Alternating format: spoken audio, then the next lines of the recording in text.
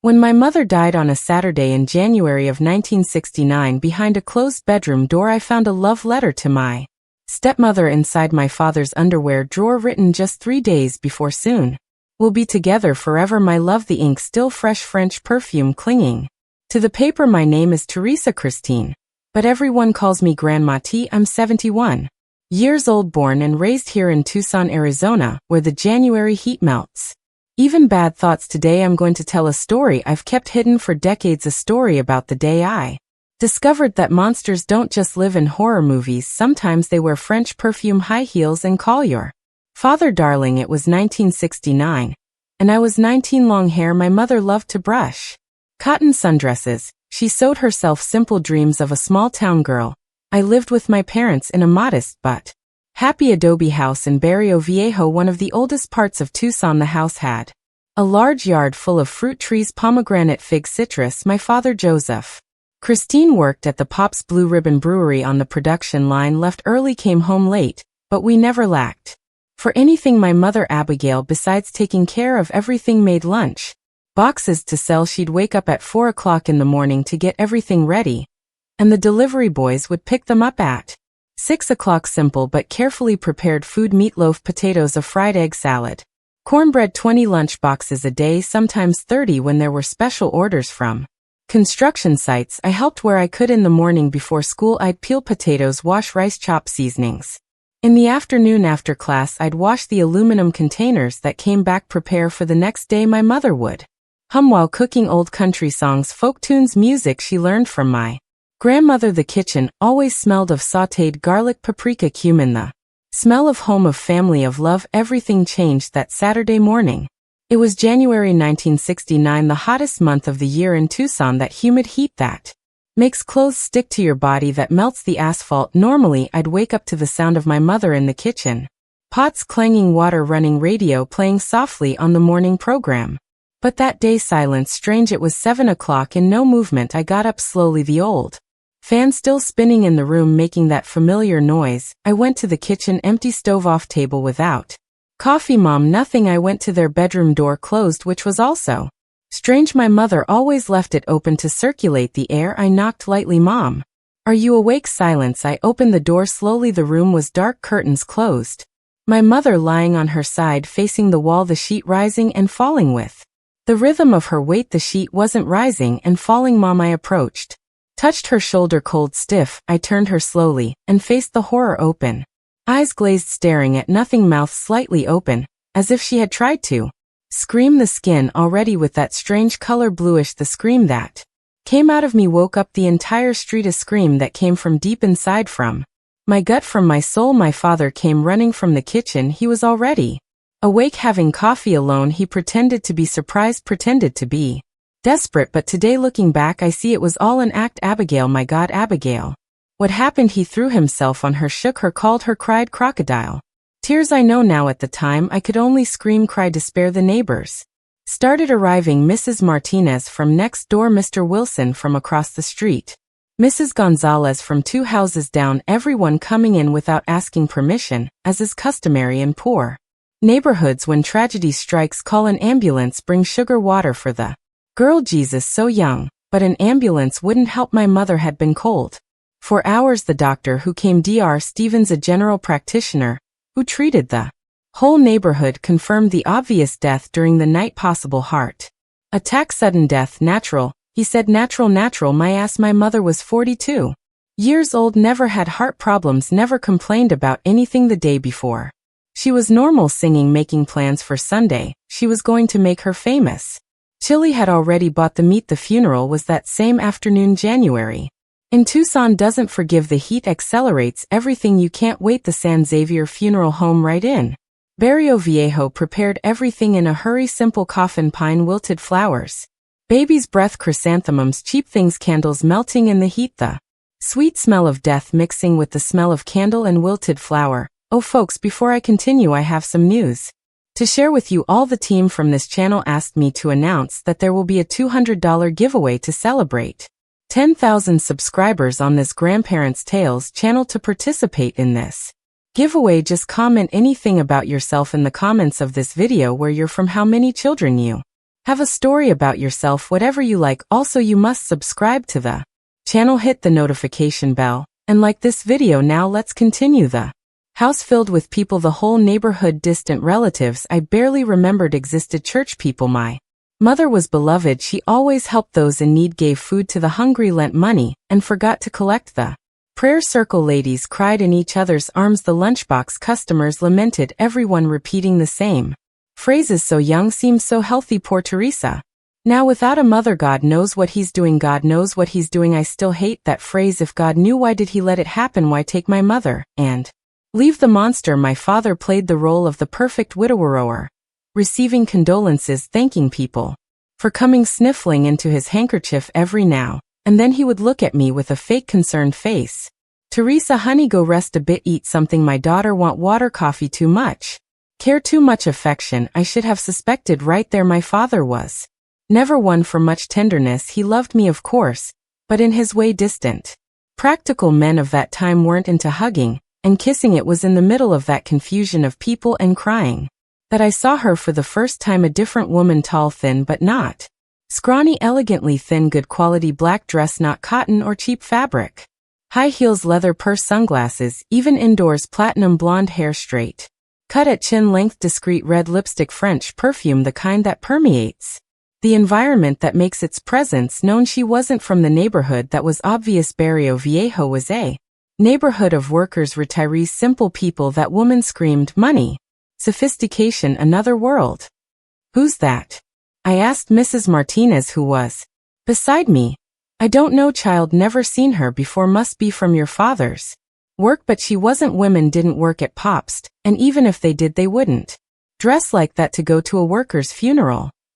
I saw when she approached the coffin, looked at my mother for a few seconds, face expressionless, didn't cry, didn't pray, didn't make the sign of the cross, just looked as if checking something, then turned and went to talk to my father. The way he changed when he saw her, his posture straightened, his gaze alert, nervous, anxious. I didn't understand then. Now I know it was guilt and desire. She extended her gloved hand. He shook it. They held that handshake too long, too intimate, looked into each other's eyes too long. My condolences, Mr. Joseph, she said, smooth, modulated voice, the voice of someone who studied, who learned to speak properly. Thank you for coming, Claire. Soap opera name, I thought at the time, name of a calculated woman. She turned to me, slowly removed her glasses. The eyes were green, that hypnotic sea green, cold, calculating, analyzing me from head to toe like someone evaluating merchandise. You must be Teresa. Your mother talked about you a lot. Lie, my mother never mentioned any Claire. I knew all her friends, all her prayer ladies, all her acquaintances, small town women. Don't have hidden friends. You knew my mother. We were acquaintances. We saw each other occasionally. More lies. My mother never left the house without me. Weekdays she stayed in the kitchen making lunchboxes. Sundays she went to mass with me and my father. When did she ever see this, Claire? Funny, she never mentioned you. Her smile faltered for a second. My father intervened. Mrs. Claire, she's from the club that the company frequents. Club? What club? Pops had a recreational association, but it was a men's thing. Women didn't enter, and my mother never went to any club. The conversation died there. Claire put her glasses back on, said goodbye with a nod, walked out in those high heels, as if on a runway. My father followed her with his eyes until she disappeared through the door. The rest of the funeral passed in a blur. Prayer, crying, black coffee, shortbread, cookies. The cemetery workers arrived at 5 in the afternoon. The coffin was carried by neighbors and relatives. My father in front, pretending his legs were wobbling. Me behind, supported by Mrs. Gonzalez and Mrs. Martinez. The procession walked to San Xavier Cemetery, 5 blocks away. Still strong sun burning asphalt. Everyone sweating. Father Anthony performed a quick ceremony in the chapel, talked about eternal life, about God's designs, about acceptance, nonsense, how to accept the unacceptable, how to come to terms with the sudden death of the most important person in my life. At the cemetery, the open grave waiting, red Tucson earth, dry hard. The coffin descended slowly on the ropes. I threw the first shovel of dirt as custom dictates. The hollow sound of earth hitting wood, a sound that never leaves your head. Each claw was a piece of me dying alongside. When we returned home, the shock, she was there, Claire, sitting in our living room drinking coffee from our good china set, the porcelain one my mother received as a wedding gift and only used on special occasions. What is She doing here? I asked my father. Teresa, sit down, we need to talk. The tone adults use when they're about to give bad news to a child. But I wasn't a child, I was 19, age to marry, to have children, to run a household. I don't want to sit, I want to know what this woman is doing in our house. Don't talk like that. Teresa, Mrs. Claire, you can call me Claire, she interrupted. After all, we'll soon be family. The floor disappeared, the air was gone, the world stopped spinning. What? Your father and I are getting married? She said just like that, like announcing it's going to rain, but Mom isn't even cold yet. My scream echoed through the house. The neighbors must have heard. What a scandal. But I didn't care. Teresa, calm down. My father tried. How can I calm down? Mom died today, and you're already bringing another woman home. It's not like that. Yes, it is. You already knew each other. I saw the way you looked at each other. The silence confirmed everything. They looked at each other. Guilty, obviously guilty. How long? I asked, my voice now low, deadly. Teresa, how long? A few months, my father confessed. A few months. While my mother made lunch boxes, washed clothes, took care of the house. He was meeting with this while she happily hummed. He betrayed her behind her back.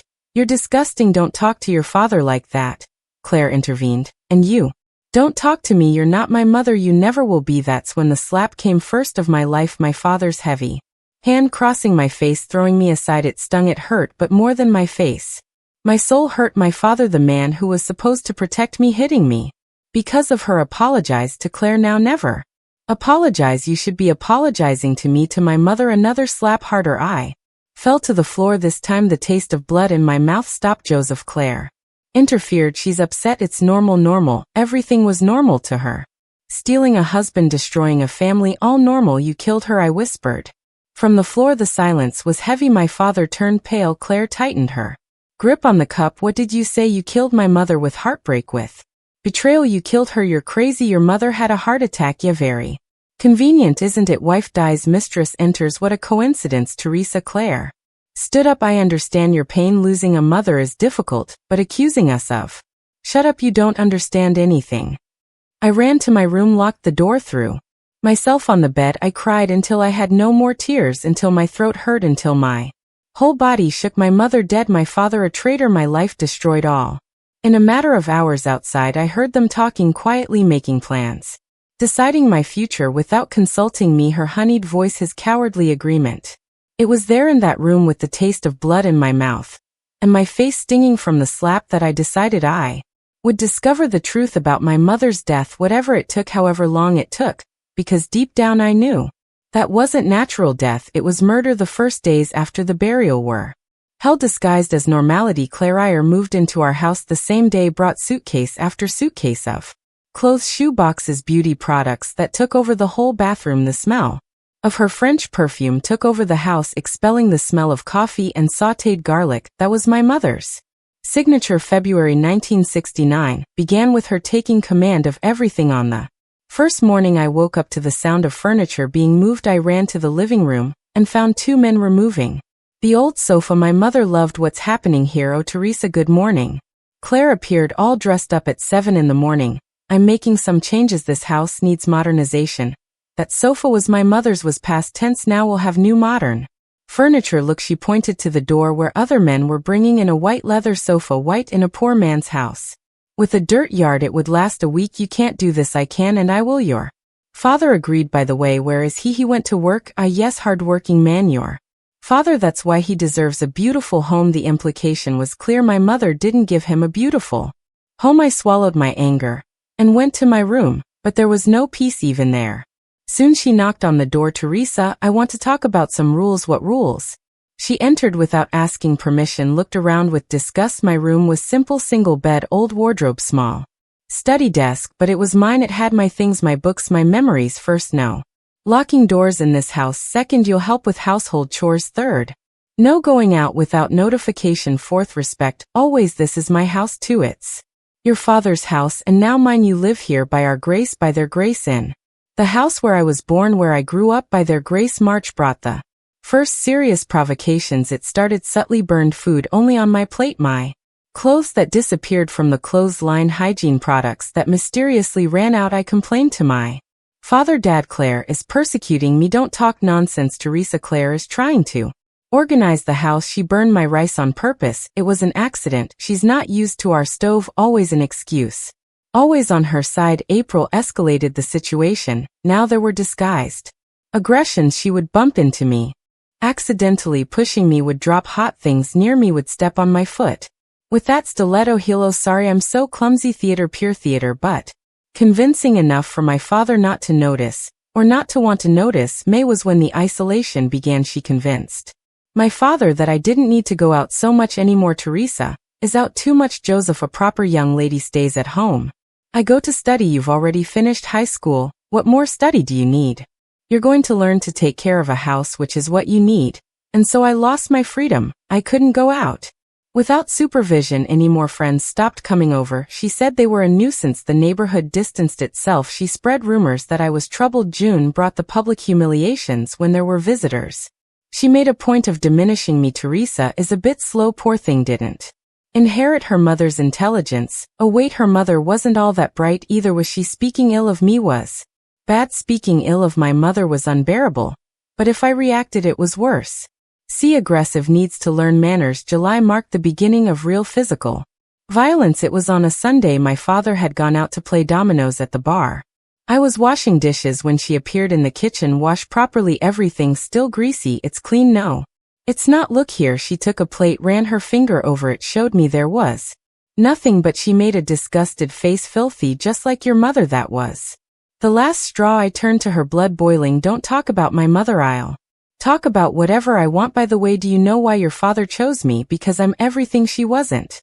Beautiful, educated, clean. Shut up. I raised my hand. Don't even know if I was going to hit her, or just gesture. There wasn't time. She was faster. She grabbed the wooden spoon that was in the sink and hit my arm hard. It hurt so much I screamed. Never raise your hand to me again, you hear? Never. I held my painful arm, tears in my eyes. She came closer, her face inches from mine. Your mother is dead. I'm alive. I won. Accept it. August brought the escalation of cruelty. Now she hit regularly, always when my father wasn't around, always in places that didn't show much. Stomach, back, thighs. Used whatever was at hand. Wooden spoon, slipper belt. If you tell your father it will be worse. I'll say you're a liar. Troubled, who will he believe? I knew the answer. I tried to tell him anyway. Dad, Claire hit me. Hit you? How? With the wooden spoon. Look at my arm. I showed the bruise. He frowned. Claire, Joseph, Teresa fell in the kitchen. I warned her to be careful with the wet floor. That's not what happened. She hit me. Teresa, stop making up stories. Apologize to Claire.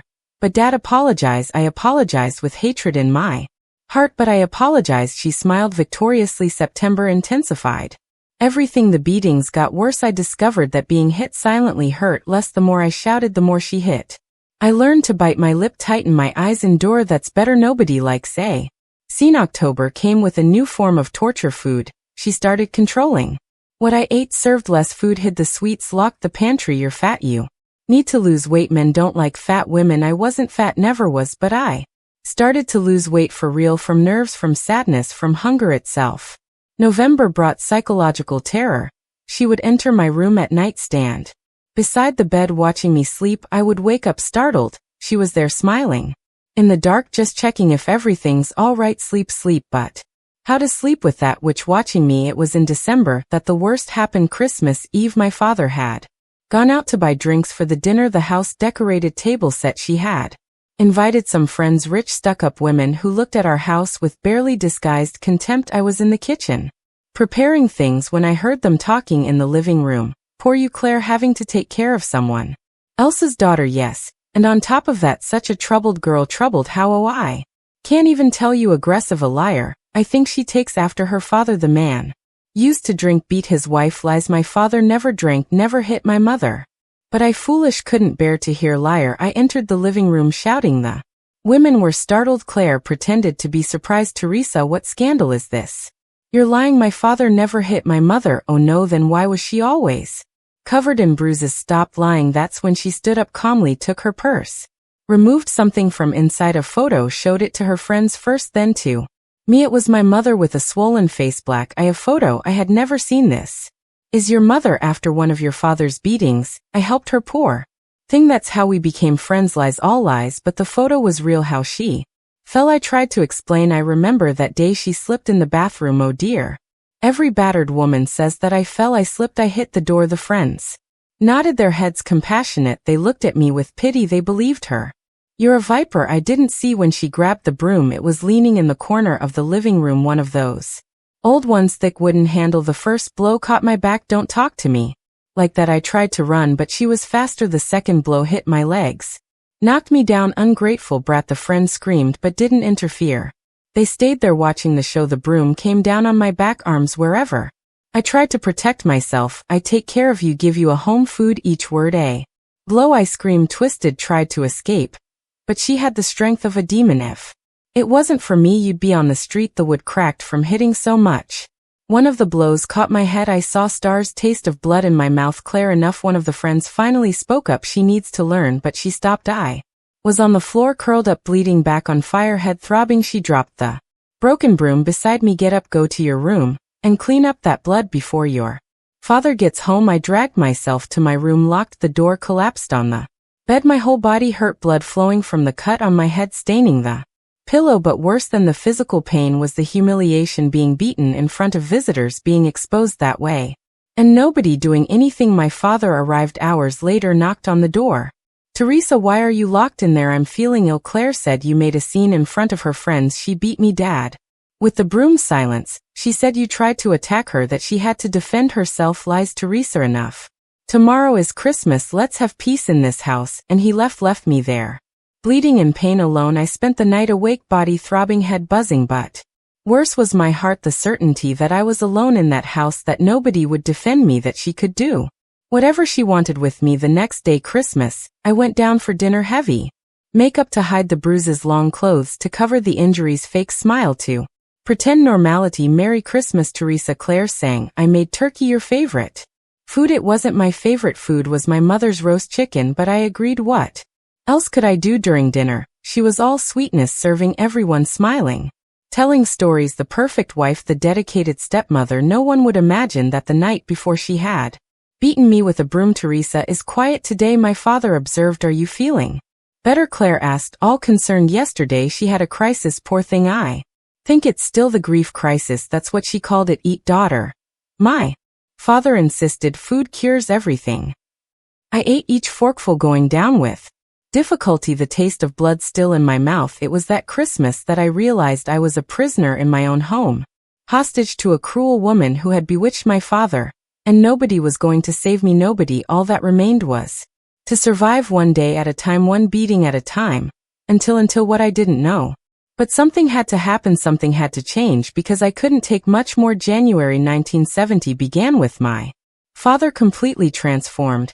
He was no longer the man I had known all my life.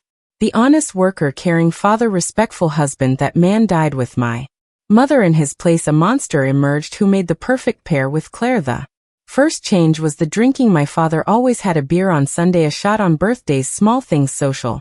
But after Claire entered our lives, he began to drink every day. He would come home from work and go straight to the bar, return late, staggering, stinking of whiskey. Where were you until this hour? Claire would ask, pretending concern at the bar.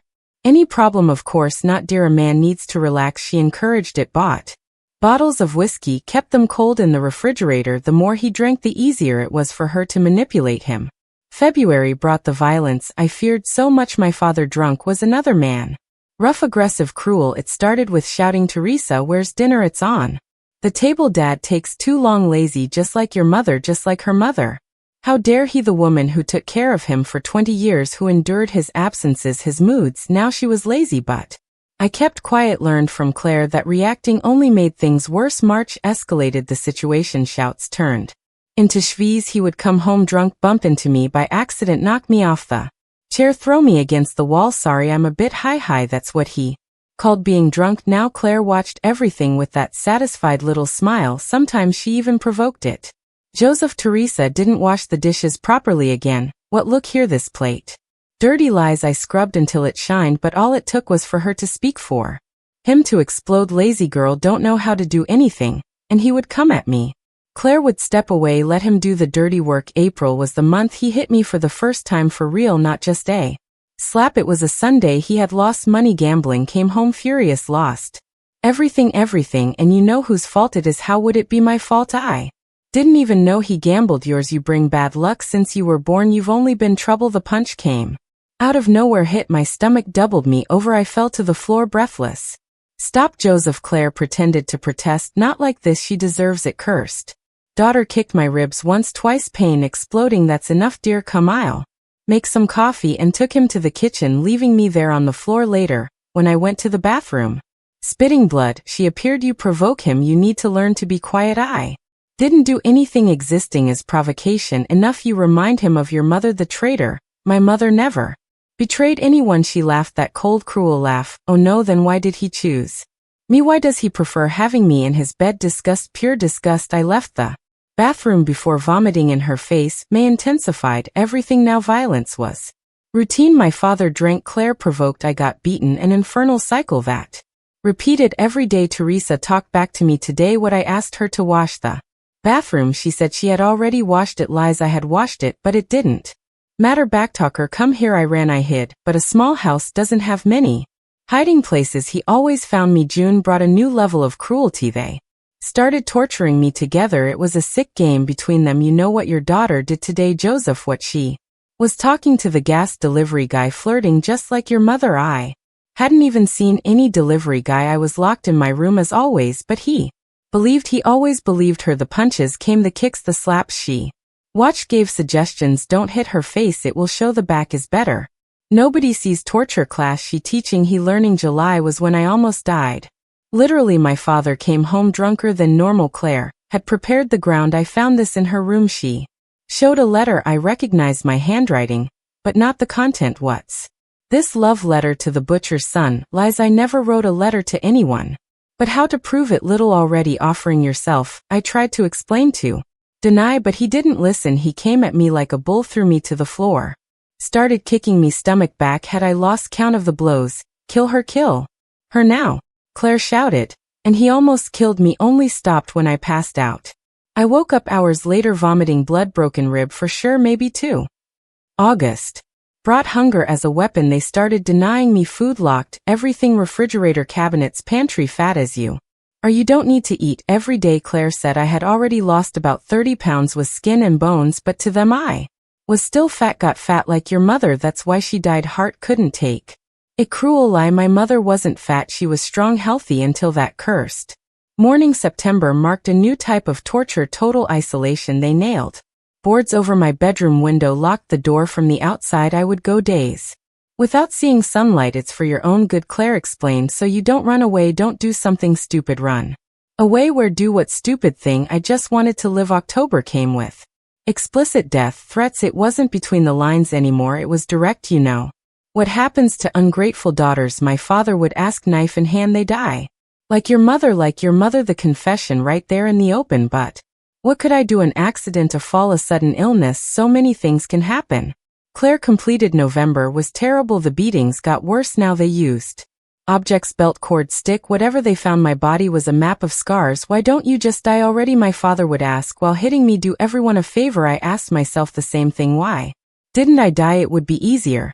But something kept me alive. Anger, maybe stubbornness, or just animal survival instinct. December 1972, Christmas of my particular hell. This time they didn't even pretend. Normally they left me locked in my room while they celebrated. I heard the laughter, the music, the toasts, life continuing without me as if I had already died. To Claire, the woman who saved my life, I heard my father shout, saved by destroying mine. It was on New Year's Eve that everything changed. They were drunk, celebrating in the living room. They forgot to lock my room. I came out slowly, went to the kitchen, got some water. For days I'd only been drinking from the bathroom tap. That's when I saw it on the table, her purse open, and inside documents, many documents. Curiosity overcame fear. I took the papers, looked quickly. IDs, several with different names, all with her photo. Old photos, newspaper clippings. Widow disappears after wealthy husband's suspicious death. My heart raced. I put some papers in the pocket of my nightgown. Evidence, proof of what exactly I didn't know, but I felt it was important. What are you doing there? My father at the door, furious. I water going through Claire's things. Little thief, he came at me, but this time was different. He grabbed my neck hard, cutting off air. Better end this once and for all. Black spots in my vision, lungs burning. I was going to die right there, right then. Joseph stopped. Claire appeared. Not here, the neighbors will hear. He let me go. I fell, coughing, choking. Take her to her room.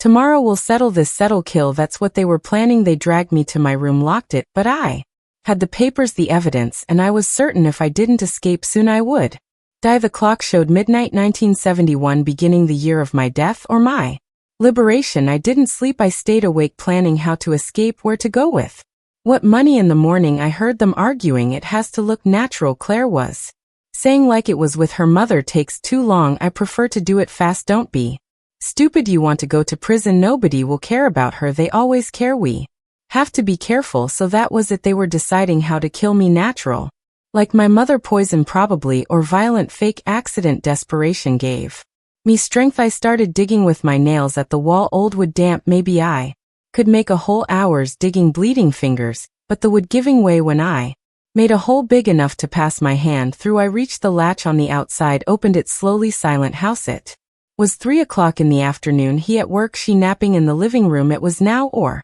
never. I took the documents I had hidden, left on tiptoe, heart racing. The front door so close, so far. 3 steps to 1. Where do you think you're going? I froze, turned slowly. Claire awake, staring at me. I go back now. No, the word came out before I could think. Small but definitive. No, no, I'm not going back. I'm tired. You want to kill me, but I'm not going back. She stood up, came toward me, but I was faster. I opened the door, ran out. Come back here, Teresa. I ran barefoot, torn nightgown, disheveled hair. Must have looked crazy, but free for the first time in 2 years. Free. I didn't know where to go. I had no one, but anywhere was better than that house. Any fate better than death. The neighbor, Mrs. Gonzalez, was sweeping her sidewalk. She saw me, startled. Teresa, my God, what happened? Help me, please. I collapsed in her arms, crying, shaking. Alive for now. Mrs. Gonzalez took me in that January day of 1971 as if I were her own daughter. She brought me inside, closed all the doors, sent her grandson to tell anyone who came by that she wasn't home. She gave me a bath, clean clothes, hot food, luxuries I had forgotten existed. My Lord, child, you're nothing but bones, and these injuries. She saw the marks, all of them.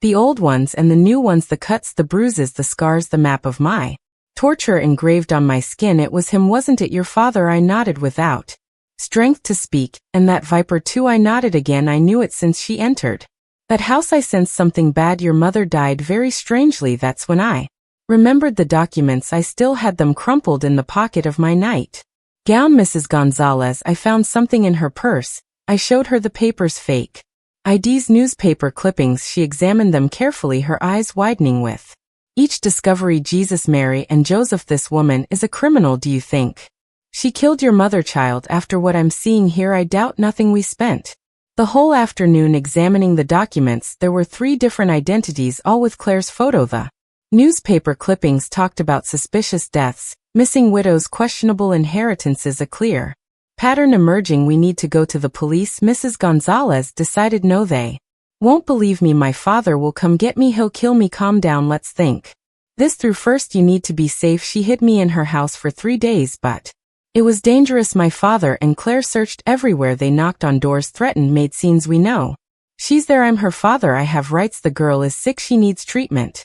Lies, but convincing enough for the neighborhood to start pressuring Mrs. Gonzalez. The man is the father. You have to give her back. You can't separate a family like that. What if she really ran away? Rebellious teenager. That's when Mrs. Gonzalez made a risky decision. Teresa, you can't stay here, but I have a sister in Phoenix, Margaret. She can take you in Phoenix, far enough to buy time to think about what to do. The escape was carefully planned in the early morning when my father was drunk and Claire sleeping. 5 in the morning, bus ticket bought with a false name. But before I left, Mrs. Gonzalez did something crucial.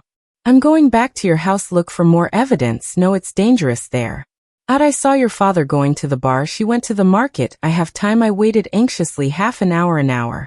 When she returned, she brought a bag. I found it. Teresa found things you can't imagine. It was a shoe box hidden in the false bottom of the wardrobe. Inside, the most terrible treasure, a notebook of notes. Claire's handwriting. The first page was already revealing a list of names, dates, values. John Baptist Flagstaff, 1963. Poisoning, 20,000. Peter Sanders, Tempe, 1965. Drowning, 35,000. Charles Lewis Mesa, 1968. Overdose, 50,000. Joseph Christine Tucson, 1970. Pending, 75,000. My father on the list with a marked value. She plans to kill him too, I whispered after transferring everything to her name. Mrs. Gonzalez completed, but There was more flipping through the notebook. We found notes on methods, poison doses, ways to simulate accidents, how to forge documents, and on a page in the middle, the confession. I was looking for a Christine eliminated as planned. Digitalis in coffee. Joseph believes it was a heart attack. Marriage in 30 days. Transfer of assets in 6 months. Elimination of J in 1 year. A. Christine Abigail. Christine, my mother. There it was black on white, the confession of murder. My God, Mrs. Gonzalez murmured, we need to protect your father. To protect the man who tortured me. But she was right. Despite everything, I didn't want him dead. Not like this. I took pictures of everything with an old camera. Mrs. Gonzalez had proof, evidence. Ammunition. The trip to Phoenix was tense. 6 hours on the road, jumping at every stop, thinking they would appear, drag me back. Mrs. Margaret received me without asking questions. Good woman. Widow, lived alone in a small simple house, gave me a room, food, safety, but I couldn't rest. The evidence burned in my conscience. I needed to do something. It was in March that the opportunity appeared. I read in the newspaper about a police station specialized in crimes against women that had opened in Tucson. New thing. Experimental. I need to go there. I decided it's dangerous. Margaret warned. More dangerous is leaving her free. I took everything, documents, photos, notebook. The detective, Lieutenant Helen, was young, serious, different from the rough cops I knew. She examined everything carefully, asked questions, many questions, didn't judge me, didn't doubt me. She believed me. This is very serious. We're talking about serial murders. Are you going to do something? I am, but I need more statements, witnesses, forensic evidence. My father will never testify against her. Maybe he won't need to. With this material, I can request a search warrant. Who knows what else we'll find. I returned to Phoenix with hope, but also with fear. What if it didn't work out? What if she escaped? The following weeks were agony, waiting for news, jumping at shadows, until in May, Mrs. Gonzalez called. Teresa, you won't believe it. They arrested her. What? How? Police searched the house, found more evidence, documents, poisons, even jewelry from previous victims. Relief, but not complete. And my father, he's in shock, doesn't believe it, but the police showed him the evidence, her plans to kill him. To justice. Finally, the trial came in August. I was called to testify. First time I saw them both since the escape. Claire stared at me with pure hatred, but she had no more power over me. My father, he seemed destroyed, aged, finished. I told everything, the abuses, the tortures, the threats. I showed the scars. The prosecutor used my photos of the notebook as the main evidence. The sentence, life imprisonment, multiple crimes, aggravated, no right to appeal. When she left in handcuffs, she passed by me. This won't end here, she whispered. It already has. I replied. My father was acquitted of complicity in my mother's murder, but he got sentenced for mistreatment and torture. 5 years. He died into cirrhosis, loneliness, remorse. I didn't go to the funeral. I couldn't forgive, not completely. In September, I received a letter from Lieutenant Helen. The investigation revealed more victims of Claire, 7 husbands killed in total.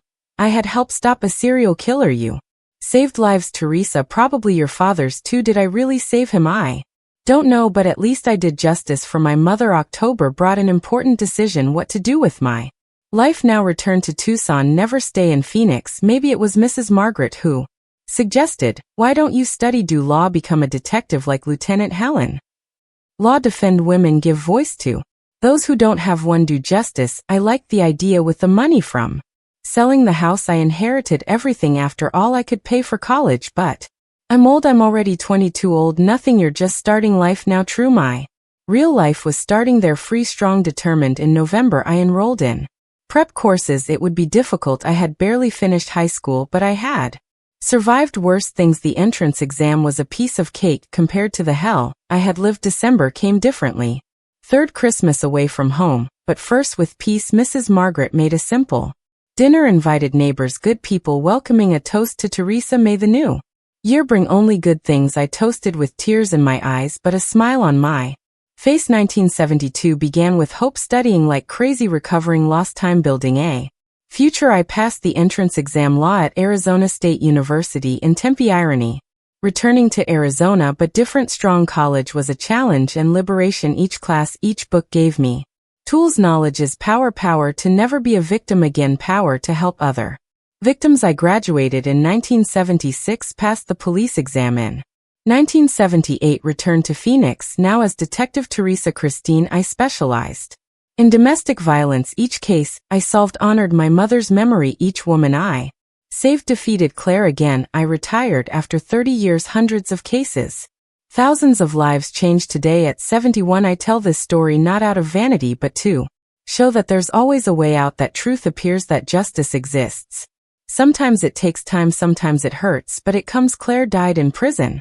In 1985, stabbed by another inmate. They say it was a fight, but I know it was revenge. Women protect each other, even in jail. My father died thinking I betrayed him. Maybe I did, maybe not. I saved him from death, even though he tried to kill me. Is that betrayal or forgiveness? I don't know. I only know that I survived. I transformed pain into purpose, and no one can take that away from me. Life has a funny way of coming full circle. In January 1979, I returned to Tucson as Detective Teresa Christine, no longer the frightened girl who fled 8 years before, but a trained woman, strong, determined to make a difference. My first week at the police station was a test. The male colleagues looked at me sideways. A female detective was still a novelty. Some tried to test me, diminish me. Detective, this case here is too heavy.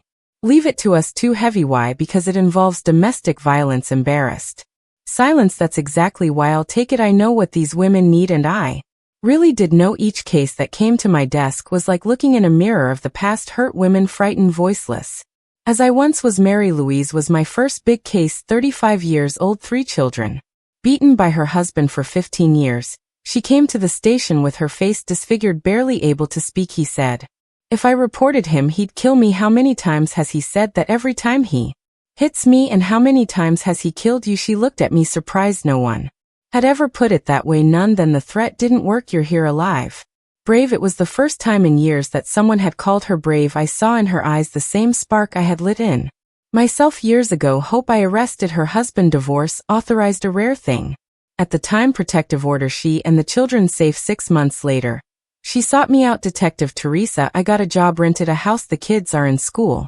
I'm living, not just surviving. Living. Cases like this multiplied. Each woman saved was a personal victory. Each aggressor arrested, a revenge for my mother. Each child protected the girl I once was being rescued. In 1982, I created the first support group for women victims of violence in Tucson. It started small, 5 women meeting in the back room of the police station. A year later, there were 55 years later, 300. How did you manage to overcome it? They always asked. I didn't overcome it, I transformed it. The pain doesn't go away, but it can become strength, and I showed how.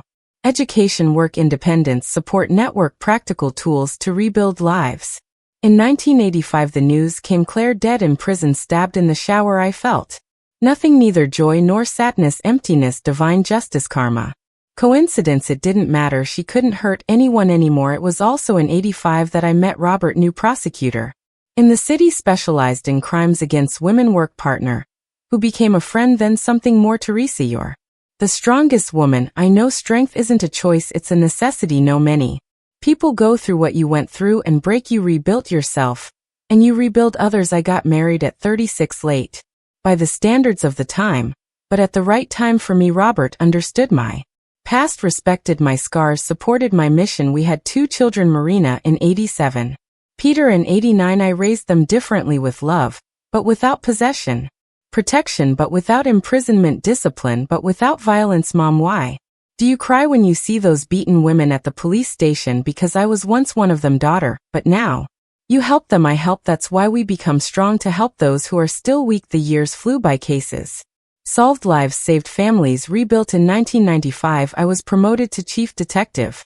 first woman in the position in Tucson. I changed policies, created protocols, trained teams. Domestic violence stopped being a couple's fight to become a serious crime. The Violence Against Women Act didn't exist yet, but we did what we could with what we had. In 2000, I received an honor from the city councilwoman who makes a difference. I looked at the plaque, thought of my mother. She was the one who made a difference with her lunchboxes, her affection, her presence. I was just continuing her legacy in my own way. I retired in 2009, 30 years of police work, thousands of cases, countless lives transformed, but I didn't stop. I became a volunteer, lectures, consultations, guidance. Grandma, why do you still work? You're already retired. Because as long as there are women suffering, Grandma has work to do. My grandchildren, 5 in total. Marina gave me 3, Peter 2, free, happy, safe children who don't know The fear I knew who find it normal for a woman to be strong, independent, respected. In 2015, I lost Robert fulminant cancer, different pain from the old one. This was of loss, not violence. I cried as I hadn't cried in decades, but this time I had a support network, family, friends, the hundreds of women I helped and who now helped me. Mrs. Teresa saved my life. Now it's our turn to take care of her. 2020 brought the pandemic, isolation, but it also brought technology. I started recording videos, telling stories, guiding online. I discovered I could reach more people this way. And here we are, 2024. Me at 71, white hair, wrinkles of someone who has lived a lot but still firm eyes. Still strong voice, still clear mission. Today recording this story for YouTube. I'm not looking for fame or pity. I'm trying to reach you who are watching and going through the same hell I went through. You who think there's no way out, that you're alone, that you'll die in that situation. You won't, not if you don't allow it. The way out exists. Sometimes it's a door, sometimes a window, sometimes a hole in the wall that you have to dig yourself.